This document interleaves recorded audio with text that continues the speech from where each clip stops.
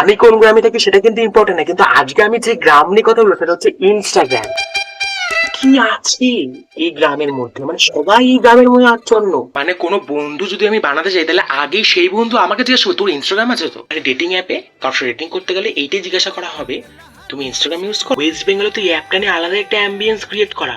Instagram ইউজের সাথে মানুষ আপডেট কি আপডেট না সেটা নাকি বোঝা যায়। আলাদা লেভেলে হিপনোটাইজ করে দিয়েছে এই অ্যাপটা মানুষ। কিছু পাবলিক আছে রিলসে যেটা ইনস্টাগ্রাম দেখাচ্ছে সেটা তোদেরকে রিয়েল লাইফে করতে হবে। এই অ্যাপটা কি ট্রেন্ড সেটার, মানে কোনো গান যদি বেরোয় বলিউড বা বাংলা সেই গানটা তো ট্রেন্ডিং হবে না বা ট্রেন্ডিং এর মতো না, কিন্তু এই অ্যাপটা যদি মনে করে যে আমি তোকে ট্রেন্ডিং করিয়েই ছাড়ো তাহলে কারোর বাপের সাত দিনই সেটাকে ট্রেন্ডিং এ না আনান। আগে ছিল টিকটক, এখন হচ্ছে ইনস্টাগ্রাম। দুজনে কি ভাই ভাই? ভাই ভাই না হলে এদের মধ্যে কিছু গটাপ তো আছে।